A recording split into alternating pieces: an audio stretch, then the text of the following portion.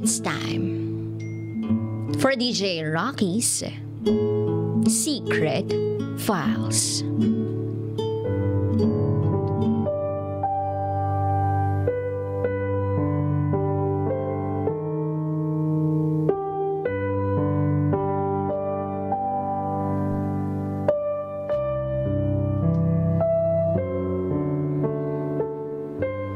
Minsan ang ahas matatagpuan sa opisina. Inahas ang boyfriend ko ng kaopisina niya.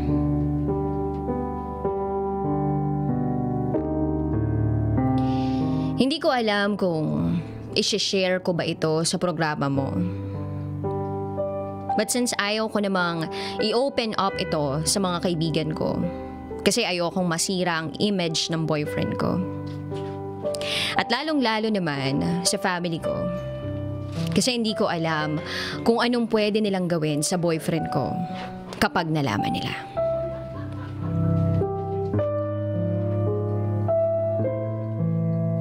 Itago niyo ako sa pangalang Rian. That is not my real name. Alexis naman ang boyfriend ko. Not his real name. We were college lovers. Parehas kami ng kurso, but different majors. First time niya akong nakita during our summer class sa NSTP at ROTC. Since requirements yon sa course namin, lagi akong late. Kaya nung time na na-late uli ako, napansin niya ako. At na-love at first sight siya sa akin nung pumasok ako sa room. Kaya ang ginawa niya, hiningi niya yung number ko sa classmate ko. Nagka-textan kami. And every time uwian na namin noon, lagi kaming magkasabay pa uwi. And even papuntang school. Naging early na ako kasi ayoko namang paghintayin siya sa labas ng campus. Naligaw siya sa akin personally at sinagot ko siya after 2 months personally din. Naging tradisyonal ang panliligaw niya sa akin kaya pakiramdam ko, this guy will not easily break my heart. I felt all the butterflies in my stomach. Para bang it's true love. He never missed a chance na ipadama sa akin. Nabuo ako. He loved me wholeheartedly. And he accepted me for who I am. And I am so into him. Then, years passed. Naging smooth yung relationship namin. Open kami both families. At may kanya-kanya na kaming careers. Okay na ang lahat. Kasal na lang yung kulang sa aming dalawa since gusto na rin namin. Kaya lang, wala pang budget. Fast forward October 25, 2017. Nagkaroon kami ng pag-aaway. Small fight lang naman. Para sa akin, normal naman yun kasi minsan naman talaga away-bati kami. Siguro nasanay ako na bukas okay na kami uli. But that time, it was different. Hindi niya ako minessage o hindi man lang niya ako tinawagan. 2 days yun. October 27, birthday ng pinsan niya. At pupunta dapat kami doon, pero naghintay lang ako sa wala. Hanggang sa nalaman ko, may iba pala siyang dinala doon sa birthday na yon. At ang dinala niya, babae, na workmate niya. Bakit naman yan ang dala mo? Saan yung girlfriend mo? Tanong daw sa kanya ng mga kamag-anak nito. Galit na galit ang relatives niya sa kanya kasi hindi daw niya ako dinala doon at kung sino lang ang sinama niya. October 28, may nangyari sa kanila. Oo. May nangyari sa boyfriend ko at sa kaopisina niya. Ang bilis, 'di ba? Nagiging close na pala sila ng workmate niya at nagkataon na we are in an on and off relationship. Kaya naman nakakita ng way yung babae na maka-enter sa buhay ng boyfriend ko. At since lalaki lang din naman, nadala siya sa tukso at dala rin ng pagiging immature ko sa relationship namin. Nang malaman ko yon, he begged for a second chance. Kasi hindi niya raw mahal yung kaopisina niya. At pangalanan natin siyang Pam. Ang sabi ng boyfriend ko, ako pa rin ang mahal niya. Hindi niya raw alam kung anong gagawin. Pero naaawa daw siya sa kaopisina niyang si Pam. At ayaw nitong mabigla yung babae. Kasi ang akala nitong Pam, break na kami.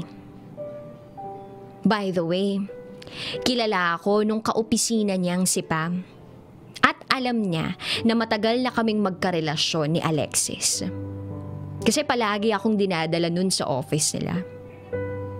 So, yun sabi ng boyfriend ko, pwede daw ba nabigyan ko siya ng 1 buwan para ayusin ang gulong pinasukan niya. Kasi ayaw niya na may natatapakang tao. Kilala ko ang boyfriend ko. And I know he will fulfill his promise. At dahil doon, pinatawad ko siya. First time tong mangyari sa kanya at since wala siyang kapatid na babae, ayaw niya daw talagang may masaktang babae nang dahil sa kanya. Kaya pumayag ako. Pumayag ako na magkunwari siyang sila pa rin ni Pam kahit okay na kami. Tanga na akong tanga. Kahit nasasaktan ako, tiniis ko yun. Pero bakit kailangan 1 buwan talaga? Bakit kailangan maging sila ng 1 buwan? Nakala ko ba ayaw niyang may masaktan? Pero nasasaktan na ako. Sana ako na lang yung kinonsider niya. Hanggang sa natapos na yung 1 buwan. Ang sabi niya sa akin, tapos na daw sila. Then I realized mas naging open kami sa isa't isa. Mas naging sweet ako sa kanya para lang hindi na siya maghanap pa ng iba. Kaya ng nakita niya kay Pam na wala sa akin. Yung sweetness, understanding at care. Meron naman ako noon pero naging matigas lang ako. Hindi kasi ako showy masyado. But now I've changed. Naging sweet na ako at mas lalo ko pa siyang inalagaan. Yun nga lang, nag-iba siya. Dati open siya sa cellphone niya, ngayon hindi ko na nahahawakan. Tinatago niya kapag doon ako natutulog sa kanya. Kung hindi naman naka-off or airplane mode. Feb 2018, nag-birthday si Pam. Alam ko yon kasi ini-stalk ko siya. Dati kasi kaming friends sa Facebook nung hindi pa naging sila. Kaya lang, pakiramdam ko naka-block na ako sa account niya. Kaya gumawa ako ng dummy account at yun yung ginamit ko sa pang-stalk sa kanya. At ang nakaagaw pansin sa mga mata ko ay yung nakita kong post niya na bread na nakalagay sa plastic topper. Mukhang binili at may ribbon sa itaas. Maliit lang siya, simple. At ang pumukaw ng atensyon ko ay yung note na nakasulat sa papel. Kasama nung bread. At ang nakalagay, "Happy birthday, I love you."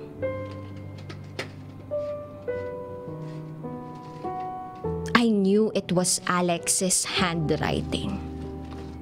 Agad-agad ko siyang kinonfront, pero hindi daw sa kanya yun. Baka daw kung kanino lang galing na manliligaw ni Pam. Pero alam ko na sa kanya yun. Pero bakit wala akong maitanong? Feeling ko I'm hopeless dahil hindi ako marunong mang-intriga. Ayaw naman yung umamin. Pero kinalimutan ko yun. Baka nga hindi talaga sa kanya yung sulat na yun. Inisip ko na lang, yun na yung huling pagdududa ko sa kanya. At para matahimik na kami. At lumipas ang 1 buwan. Okay naman yung relasyon namin. Hindi na kami madalas mag-away at mas naging sweet kami sa isa't isa. As in, wala kang makikitang butas na naglolo ko siya. September 2018, it was my birthday. He surprised me with a heart-shaped necklace with a note na, "Sorry love sa mga kasalanan ko sa'yo. I really regret it. Thank you for forgiving me. Happy birthday and I love you." Yun yung pinakamagandang beautiful na maganda pa, diba? Na birthday gift na natanggap ko sa kanya. Yung feeling niya after all he's done, bumabawi na siya. Hanggang sa dumating yung October 2018. Yung ayaw kong month sa calendar na pagdaanan dahil last year, iba yung epekto nito sa akin. Pero naulit na naman ngayon. 12 a.m. I received a text message from Pam saying, "Kayo pa rin ba ni Alexis? Hindi mo ba alam na nagli-live-in na kami?" Medyo galit na sabi sa akin ni Pam. Ako, I was shocked. Ano bang meron sa October? Ba't ako pinahihirapan ng ganito? Last year nalaman ko, may nangyayari sa inyo. Ngayon naman nagli-live-in na kayo. Anong meron next year?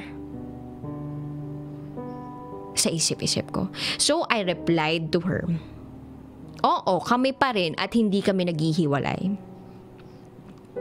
Ang dami niyang masasakit na sinabi sa akin noon. Namalayan ko na lang na 10 oras ng gabi ay pumunta ako sa bahay ng boyfriend ko habang tawag ng tawag sa kanya. Gusto kong ikumpirma kaagad sa kanya. Kampante ako na nandun siya sa bahay nila, pero nung tumawag ako sa kanya, si Pam ang nakasagot.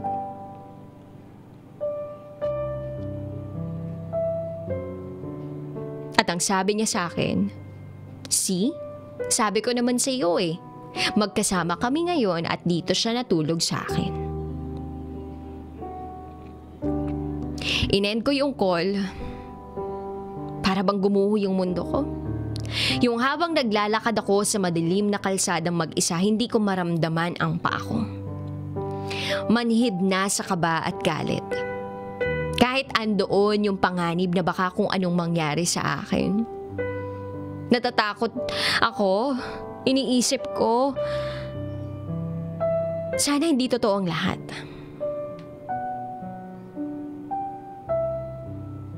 Pero kahit nakakatakot yung mga dinaraanan ko, hindi ko na inisip yun. Basta gusto ko lang maliwanagan sa lahat. Yung gusto ko na sumugod na sa apartment ng babae pero hindi ko alam kung saan. Naglakad ako pa uwi kahit malayo kasi wala ng tricycle. Tawag ako ng tawag sa kanya kasi gusto ko sunduin niya na ako pero pinapatay na ni Pam yung cellphone nito. Nakauwi ako ng bahay na pagod. Hindi ako umiyak habang naglalakad kasi galit ang nararamdaman ko. Panay text pa rin ng babae sa akin hanggang madaling araw. Si Alexis naman, panay naman ang tawag sa akin. Bigyan ko raw siya ng pagkakataong magpaliwanag. Pero ano namang paliwanag? Maliwanag pa sa sikat ng araw ang panluloko niya sa akin. Akala ko ba tapos na kayo? Bakit nagsasama na kayo? All this time, sinunod ko yung mga favors mo sa akin na maging private muna tayo sa social media. Yung mga post ko na pictures natin kailangang dumaan muna sa'yo. Ewan ko, gulong-gulo na ako. Sa dami mong sinabi sa akin, panloloko, hindi ko na alam kung anong paniniwalaan ko. Kung nagsasabi ka ba ng totoo dahil lahat ng sinabi mo sa akin, parang kasinungalingan lahat. Noong araw ding yun na rin yung huli mong stay sa apartment ni Pam. At sinabi mo sa akin na hindi na mauulit pa yun. Pero ang tanga ko pa rin kasi pinatawad kita. Sinabi kong isang pagkakamali na lang ay tapos na tayo. Ika nga nila, once is enough, twice is too much. But for the third time, hindi ko na yata kaya. Hanggang 2019. Umabot tayo ng ganitong taon. Good terms tayo. Binigyan kita ng pagkakataong magbago at ituwid yung mga pagkakamali mo. Sobrang saya natin, but I was wrong. Nalaman ko na 3 months pregnant si Pam. And she sent me that pregnancy test result. At ang sabi niya sa akin, ikaw daw yung tatay nung anak niya. My boyfriend is the father of her baby.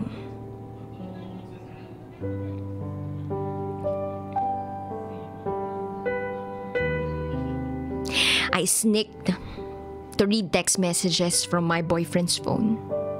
Hindi ako masyadong makahinga. Nakita ko na nagtatalo kayo sa mga text messages ninyo kasi hindi mo kayang panagutan yung bata. Sa isip-isip ko, dahil ba ayaw niyang masira yung relasyon namin at ayaw niya kaming magkahiwalay? Kinonfront ko si Alexis several times, pero lagi niya dinideny. Hindi daw sa kanya yung bata. And the last time daw na may nangyari sa kanila, April pa. What the heck? April? May nangyari pa sa kanila? Hindi ko na alam kung anong gagawin ko. Kung kanino ba ako maniniwala, kung kay Pamba na ex niya na dati na akong siniraan, tapos inahas yung boyfriend ko?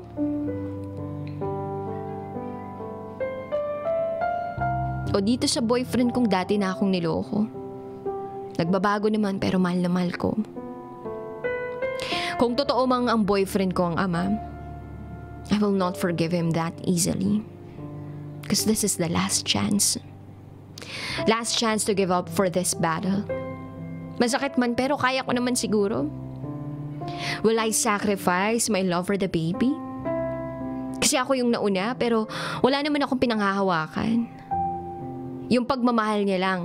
Kasi the way he treats the girl, parang ako talaga yung pinipili niya. Yung galit na yung babae kasi hindi ako kayang iwan ni Alexis. Yung ini-ignore niya lang yung texts and calls although magkatrabaho sila.